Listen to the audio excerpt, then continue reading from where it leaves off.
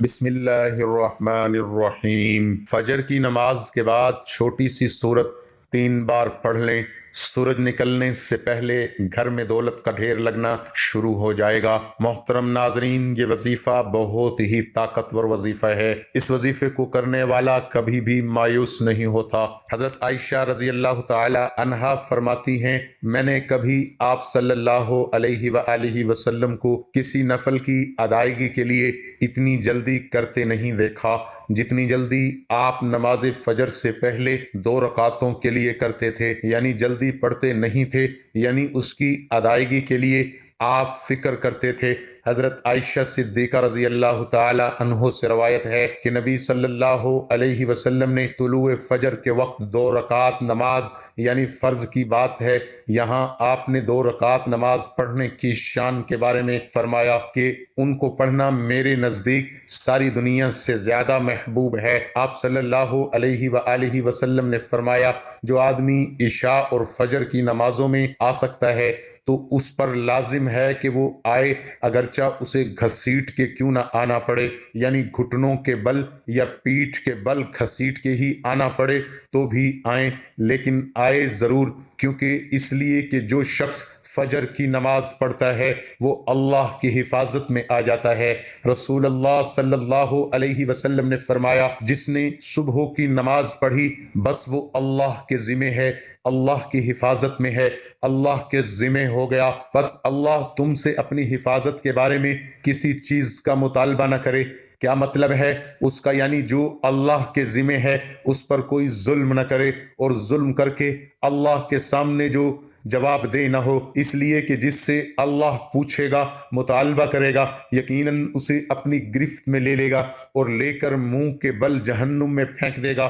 اس سے کیا بات پتہ چلتی ہے کہ جو شخص فجر کی نماز کی حفاظت کرتا ہے وہ اللہ کے قریب ہو جاتا ہے، اللہ کی حفاظت میں ہو جاتا ہے۔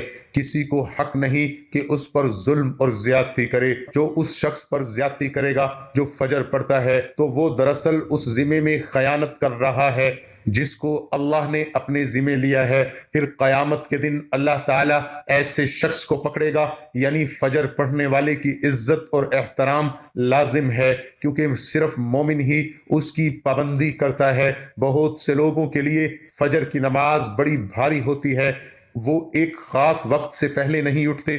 کچھ لوگوں کی اکثر قضا ہو جاتی ہے، وہ چونکہ دیر سے سوتے ہیں تو صبح اٹھ نہیں پاتے، تو ان کی حفاظت اللہ کے ذمہ نہیں ہے، تو اس لیے بہت ہی فکر کرنی چاہیے کہ فجر کی نماز قضا نہ ہو، کیونکہ اکثر اوقات تو اذان بھی سنائی دے دیتی ہے اور وقت بھی پتہ چل رہا ہوتا ہے اور دوسروں کو بھی ہم دیکھتے ہیں پڑھ رہے ہیں، لیکن فجر کی چونکہ ایک ذمہ داری ہوتی ہے وقت پر اٹھنے کی اور پھر مسجد میں جانے کی، تو اس لحاظ سے اس کی حفاظت بہت ضروری ہے۔ اور فجر پڑھنے والا شام تک اللہ کی حفاظت میں ہوتا ہے۔ اس میں ایک واقعہ بھی آتا ہے، احادیث کی کتابوں میں کہتے ہیں کہ سالم بن عبداللہ بن عمر ابن عمر کے کیا لگے؟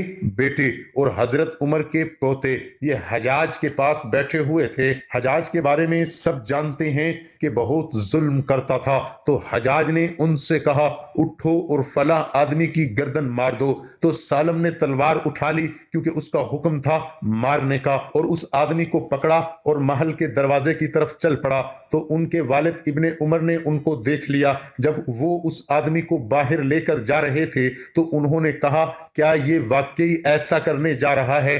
انہوں نے 2-3 بار یہ بات دہرائی۔ سالم نے اس سے پوچھا، کیا تم نے فجر کی نماز پڑھی ہے؟ یعنی جس کو مارنے کا حکم تھا، کہا تم نے فجر کی نماز پڑھی ہے؟ اس نے کہا ہاں۔ سالم نے کہا، پھر تم جس راستے سے جانا چاہتے ہو چلے جاؤ، اور وہ واپس آئے اور تلوار پھینک دی۔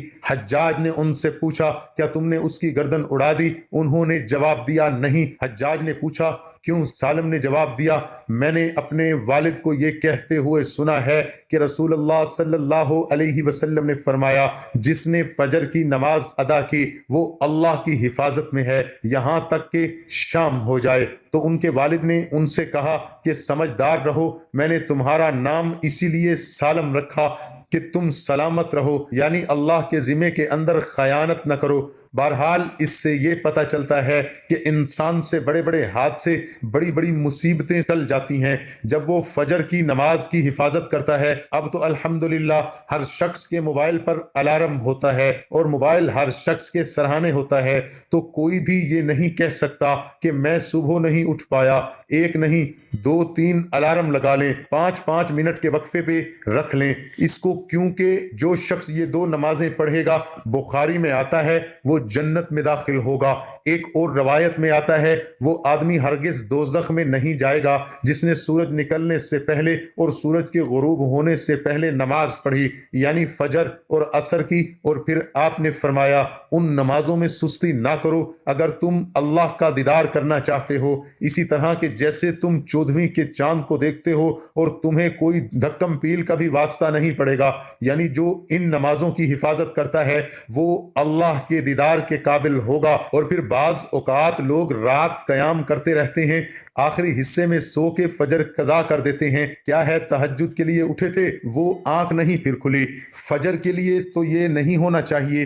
عمر رضی اللہ عنہ کہتے ہیں میں صبح کی نماز باجماعت پڑھوں، یہ مجھے اس سے زیادہ محبوب ہے کہ میں ساری رات قیام کروں۔ ساری رات کے نوافل سے زیادہ محبوب ہے کہ فجر کی نماز جماعت کے ساتھ۔ ہاں، منافق پر فجر کی نماز بھاری ہوتی ہے، تو منافقت سے نکلنے کے لیے، نفاق سے نکلنے کے لیے اس نماز کی پابندی ضروری ہے۔ ابی ابن کعب کہتے ہیں ایک روز رسول اللہ صلی اللہ علیہ وسلم نے ہمیں صبح کی نماز پڑھائی، اس کے بعد فرمایا کیا فلاں حاضر ہے؟ لوگوں نے کہا نہیں۔ آپ نے پوچھا کیا فلاں آیا ہے؟ لوگوں نے کہا نہیں۔ آپ نے فرمایا بلا شبہ یہ 2 نمازیں منافقوں پر سب سے بھاری ہیں، سب نمازوں سے زیادہ بھاری، یعنی فجر اور عشاء۔ اور اگر تمہیں معلوم ہو کہ ان میں کیا کچھ اجر و ثواب ہے تو تم ان میں ضرور آؤ، خواہ گھٹنوں کے بل ہی کیوں نہ آنا پڑے۔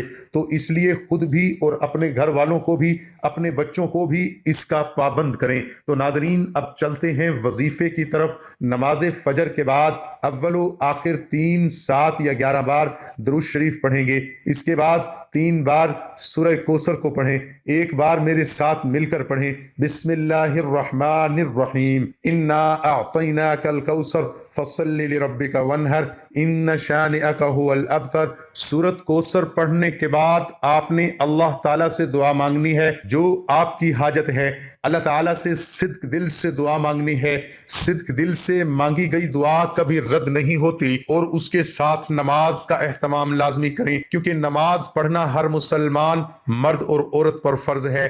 اللہ تعالیٰ ہم سب کو 5 وقت نماز باجماعت ادا کرنے کی توفیق عطا فرمائے، آمین ثم آمین۔ ناظرین، کمنٹ باکس میں اللہ تعالیٰ کے 99 ناموں میں سے ایک نام ضرور